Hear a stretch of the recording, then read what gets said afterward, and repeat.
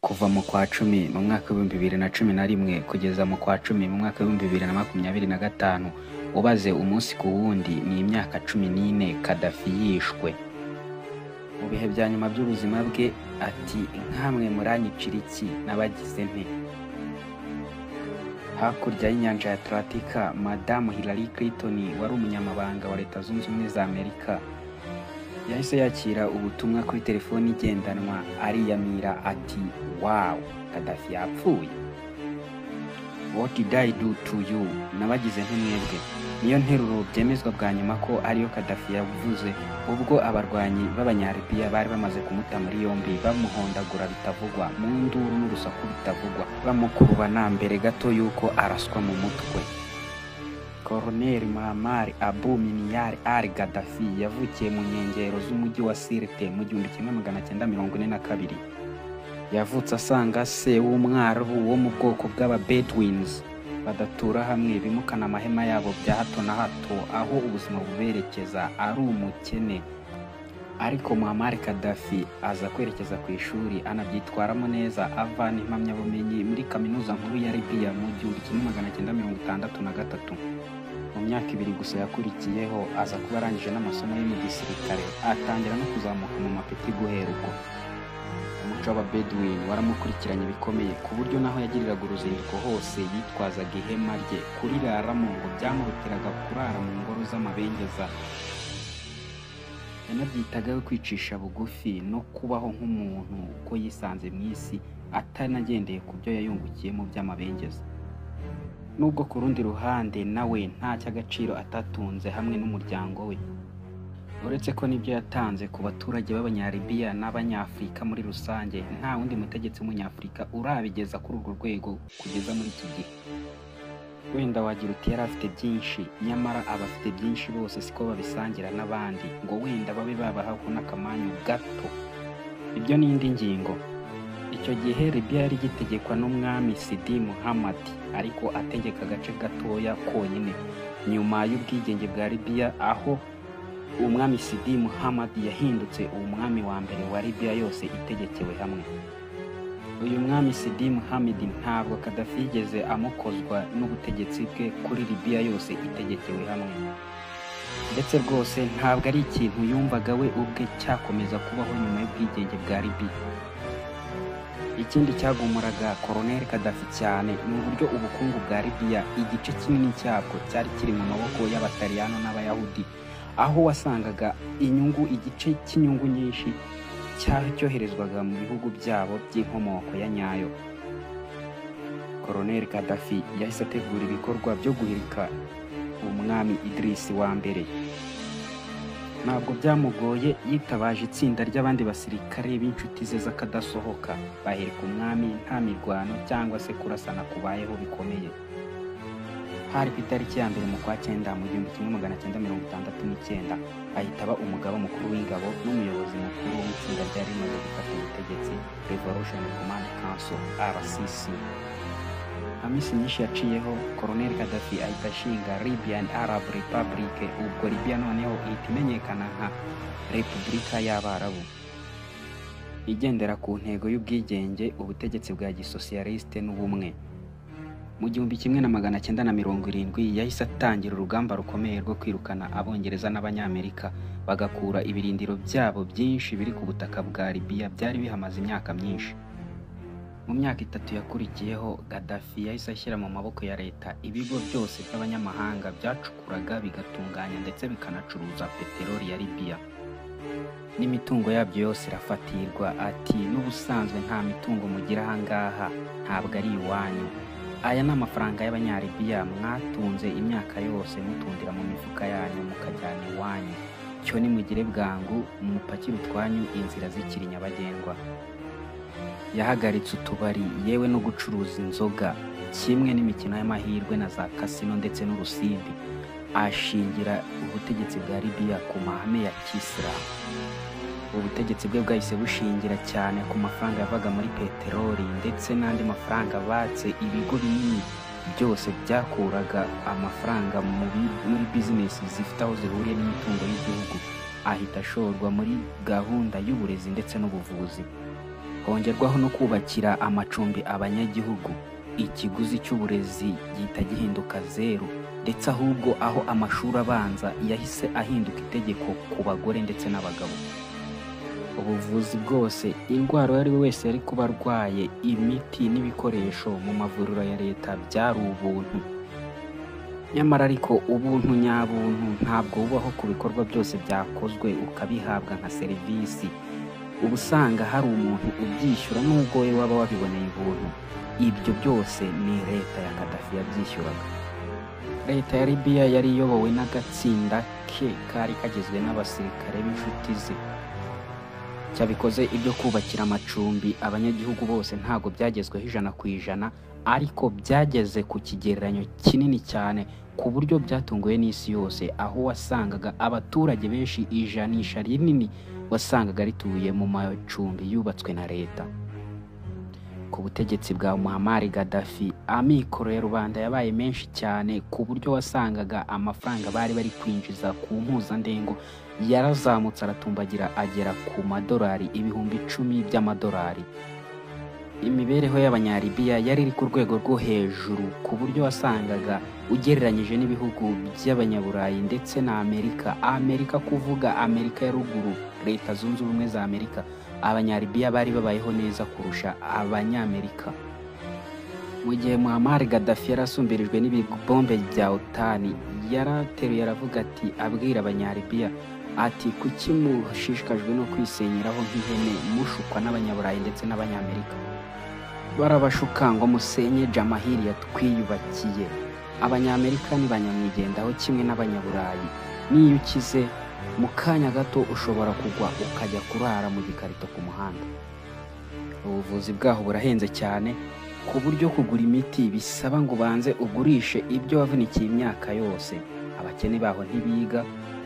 Ibintu byose biragurwa aho muri Amerika ndetse n'i Burayi. Nta gihugu cyiza cyo kubamo nka Jamahiriya yacu ya Libya. Ababwira ati nimusigeho, murashaka kubaho nk'abandi bandi bafite ibyo mudafite ahangaha. Ntabwo bamwumvise, baterega n'ubundi urarambye ku butegetsi. Ibyo dufite turabifite kuko ari uburenganzira bwacu. Erega n'ubundi wowe ufite byinshi, ibyo waduhaye ni udutonyanga n'utuvungukira, kandi nitumara kukwirukana ukava ku butegetsi tuzabona byinshi. Ibyo byinshi kugeza amagingo aya ntabyo barabona. Wadukanye imbunda ashinga amategeko ye. Ibyo kubaka Libya ntabwo ari iby'ejo cyangwa se kuyisubiza uko yahoze. No kurya no gusinzira ntibikira uburenganzira, n'umugisha n'agatangaza ku banyalibiya. Ubu ngubu kwicuza n'ibimwaro byageze ku bagambanye ndetse no kuri rubanda rugufi babyinnye intsinzi hejuru y'umurambo w'umuyobozi wabo wa Jamahiriya, bati twishimiye ibihe bishya. Wenda ubwenge koko bwaje ubujiji buhise, ariko bisa naho nta garuriro, birasaba gukora iyo bwabaga. Barwana n'ingaruka zo guhirika ubutegetsi mu buryo batateguye, igihugu kikabura gitegeka kugeza amagingo aya. Abasirikare baraduka hirya no hino bagashinga imitwe ya gisirikare, intambara zikaduka kugeza no ku murwa mukuru Tripoli. Ku rundi ruhande, imyaka 42 ku butegetsi, umuntu umwe gusa ari uramutswe ubutegetsi. Icyo gihe haba harakozwemo ibintu byinshi cyane, ariko Muammar Gaddafi we mu butegetsi bwe yahugiye ku bintu byinshi byo guteza igihugu cy'imbere ndetse no kuzamura imibereho y'abanyagihugu. Colonel Gaddafi yashingiye abanyalibiya ubutegetsi we ubwe yumvaga ko bubabereye, kandi koko bwarababereye igihe kirekire. Avanaho ibyo gushingira ku itegeko nshinga ryanditse hashingiwe ku mibereho cyane cyane y'abanyaburayi. Ugasanga bitanafite naho bihuriye n'imiryango migari y'abanyafurika, byabananira, induru zikaduka, imirwano nayo ikaduka. Gaddafi we iryo tegeko nshinga yarisimbuje agatabo k'icyatsi Green Book.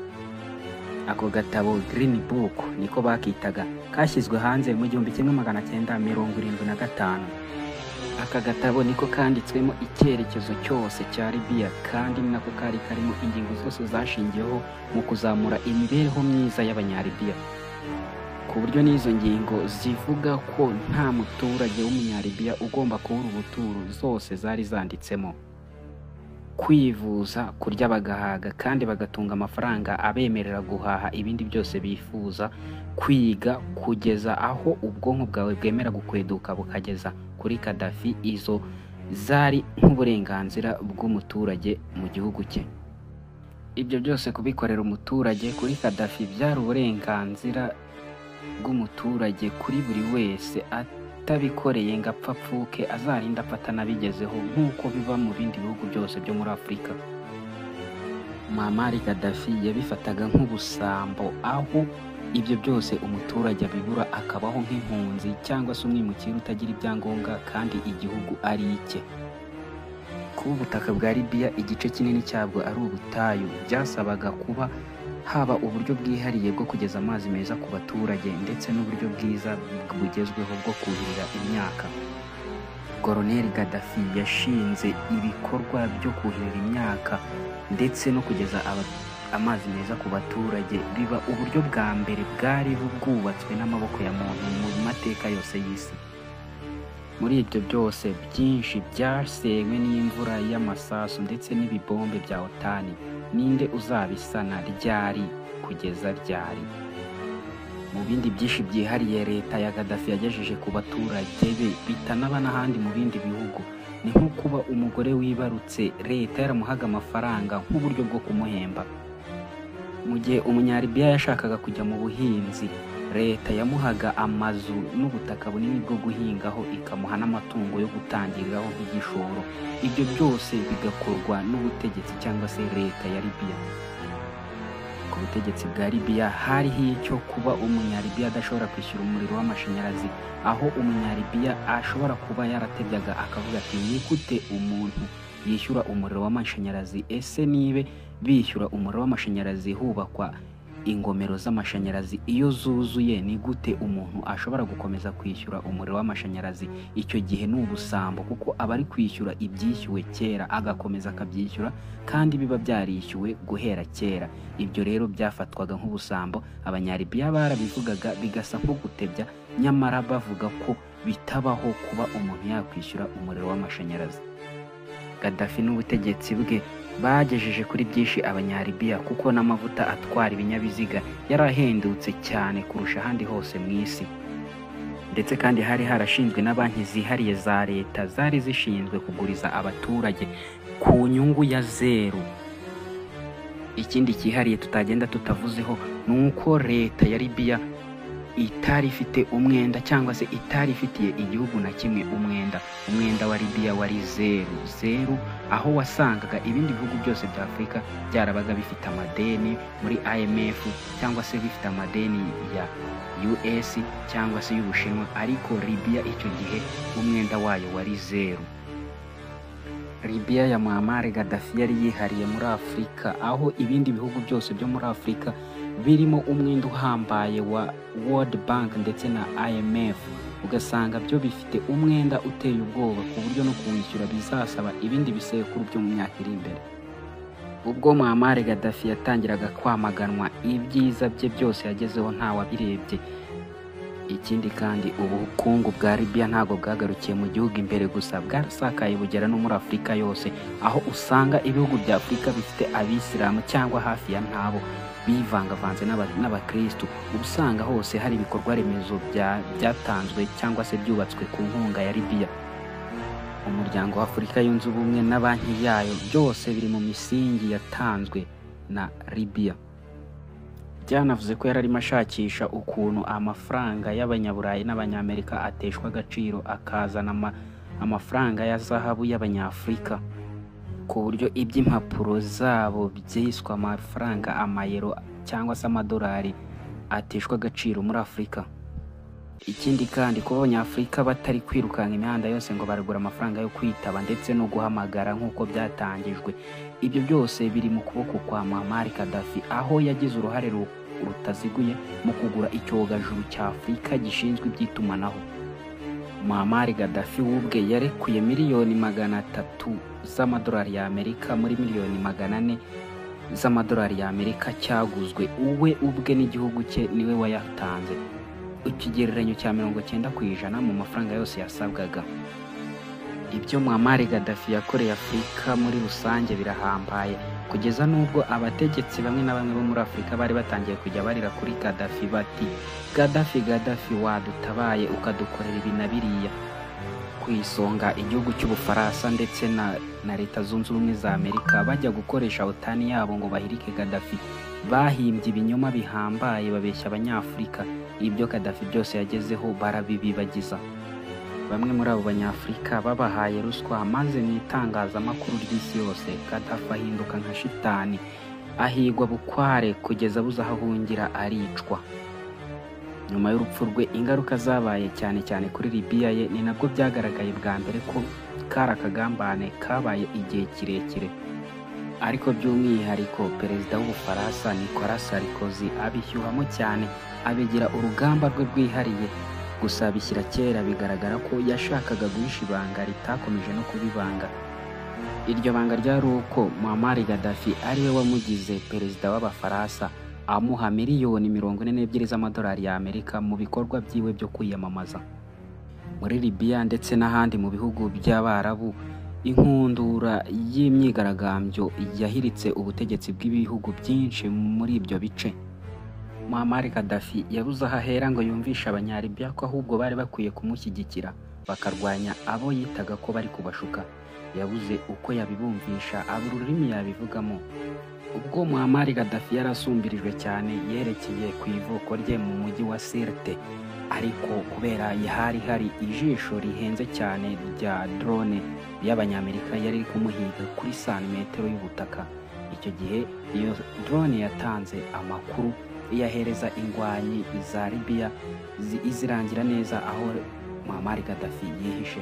Nuko mu gitondo cya kare hagaragara umurongo muremure w'imodoka zari ziri kuva muri Sirte zerekeza mu majyepfo ya Libya. Nuko indege z'Abafaransa zarabutswe uwo murongo muremure w'imodoka zari zirimo na Gaddafi ziri kwerekeza mu majyepfo ya Libya ziri gusohoka mu mujyi wa Sirte. Icyo gihe izo ndege zarashe misile zihambaye cyane kuri uwo murongo w'imodoka. Ako kanya imodoka 20 zirangirika. Muri uko guhunga ndetse n'umurongo muremure, abari bari kumwe na Gaddafi batangiye guhunga, ariko abenshi muri bo bakomeretse ndetse abandi banahasize ubuzima. Muri abo bari bakomeretse na Muammar Gaddafi yari yakomeretse. Nuko berekeza hepfo bagana ku muyoboro w'amazi wasohoraga amazi y'imyanda mu mujyi. Bawunyuramo mu buryo bwo kwihisha, ariko ingabo cyangwa se inyeshyamba zari zarangiwe na drone y'Abanyamerika zari zimaze kuhasesekara. Nuko zigenda zikurikira imirongo y'amaraso kubera bari bakomeretse benshi kugera ku muryango w'uwo muyoboro w'amazi. Tariki 20 z'ukwa 10 mu mwaka wa 2011 nibwo abarwanyi b'Abanyalibya bari bamaze gucakira Gaddafi. Ubwo bamukurubanaga bamuvana muri ubwo bwihisho, nibwo bavugaga ati Gaddafi ko wavuze ko twebwe abakurwanya turi imbeba, none ukaba ari wowe uri mu mwobo w'imbeba, tireka tukuvanemo tukwereke uko imbeba zicwa. Icyo gihe yaraviriranaga, ariko araterura ababwira ati ko mwebwe muri Abanyalibya njyewe nabagize nte, nabimye iki? Ibyakurikiyeho byinshi biri mu mashusho yuzuye kuri interinete, ibyinshi byanafashwe na telefoni ngendanwa. Yerekanwe avirirana umubiri wose, apakirwa mu modoka hejuru yambaye ubusa, umurambo we ushyirwa mu cyumba cyakonjeshaga ibiryo muri Misrata. Benshi baje gushungera no kwifotoreza ku murambo we. Iherezo ry'umuyobozi wa Jamahiriya yashinzwe mu gihe cy'imyaka 40 ribiryo. Ikibazo cye kiri mu magambo ye ya nyuma, what did I do to you? Ni ikibazo cyari gikomeye cyane kubo yabazaga ndetse n'ababafashije mu kumuhirika. Uyu munsi muri Libya, nyuma y'imyaka 14 Gaddafi ahiritswe, nta kintu tuhazi usibye inkambi n'inkombe binyuzwamo abimukira bagana mu Burayi. Benshi amaso akifunga burundu babona gusa inyanja ya Mediterane imira abo bagenzi babo. Reka dusoze iki kiganiro ngira nti Rwanda burya hari igihe bitera hejuru babyina bati impinduka. Ndabashimiye mwe mwese mwafashe aka kanya mugakurikira iki kiganiro kugeza ku musozo. Abashya ndabashishikariza gukora subscribe kugira ngo mutazacikwa n'ibiganiro by'ubutaha. Namwe musanzwe ndabashimiye, inkunga yanyu ni ingirakamaro. Tusubire mu biganiro by'ubutaha. Ciao ciao.